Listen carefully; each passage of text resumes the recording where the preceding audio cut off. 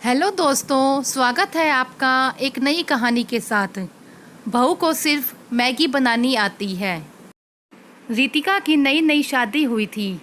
अपनी पहली रसोई में तरह तरह के व्यंजन बनाकर रितिका ने सबका दिल जीत लिया। अब सारे मेहमान भी जा चुके थे और खाना बनाने वाला रसोइया भी, जिसे शादी के दिनों में खाना बनाने के लिए रखा गया था, भी सुबह का नाश्ता बनाकर जा चुका था। अब दोपहर का खाना रितिका को बनाना था। उसने सासू माँ से पूछा, मम्मी जी खाने में क्या बनेगा? आशा जी ने भी कह दिया, बेटा जो तुम्हें पसंद हो और आसानी से बन जाए बना लो। जी मम्मी जी कहकर रितिका खाना बनाने चली गई। थोड़ी देर बाद ही उसने सबको खाना खाने के लिए आवाज़ लगाई। सब लोग खुश हो गए। रितिका ने इतनी जल्दी खाना बना दिया। डाइनिंग टेबल पर बैठकर जैसे ही आशा जी ने डोंगे का ढक्कन हटाया, वहाँ मैगी देखकर सब लोग चौंक गए। मैगी? ये क्या बहू, तुमने मैगी बनाई है?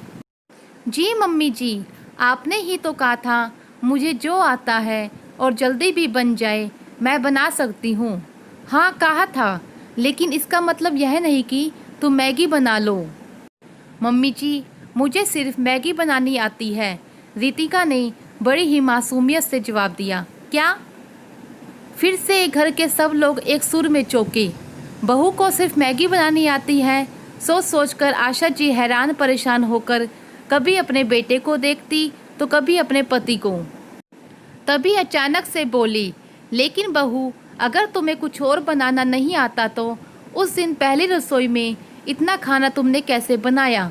मम्मी जी दरअसल वह खाना मेरी मम्मी ने बनाकर चुपचाप भिजवा दिया था, रितिका ने धीरे से कहा। क्या समधन जी भी? आज तो आशा जी को एक के बाद एक झटके लग रहे थे। नहीं मम्मी जी, वह तो मेरी वजह से पहली बार उन्होंने झूठ का सहारा लिया। मैं अपनी और उनकी तरफ से आपसे माफ़ी मांगती हूँ। आशा जी अपना सिर पकड़कर बैठ गई।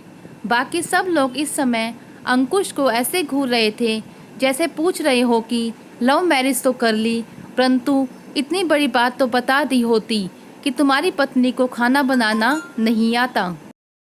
अंकुश जैसे सबकी बात समझते हुए बोला, आप सब लोग मुझे ऐसे क्यों घूर रहे हो? मुझे भी नहीं पता था इस बात का। अचानक से जैसे घर में मौन पसर गया। इस बात पर रोए या हंसे किसी को समझ नहीं आ रहा था। तभी आशा जी बोली, वैसे समधन जी ने तो खाना बहुत ही स्वादिष्ट बनाया था, और जरा बता देती कि अब तो हम लोगों को मैगी से ही काम चलाना पड़ेगा। नहीं मम्मी जी, शादी से पहले पढ़ाई के चक्कर में कभी खाना बनाया ही नहीं। जब हॉस्टल में रहती थी तब मैगी बना लेती थी, पर मैं खाना बनाना सीख लूँगी। आप सिखाएंगी ना मुझे प्लीज़? रितिका ने इतने प्यार से कहा कि सबको हंसी आ गई। रामदयाल जी बोले, चलो बहू आज तुम्हारे हाथ की मैगी का ही मज़ा लेते हैं।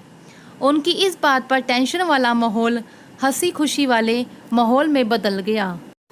वाकई में अगर समस्या है तो उसका समाधान भी होता है, बस बात नज़रिए की है। हम उस समस्या को सकारात्मक सोचते हैं या नकारात्मक। अगर आपको यह कहानी अच्छी लगी हो तो प्लीज़ इसे लाइक करें, शेयर करें एंड सब्सक्राइब करें मेरे चैनल को।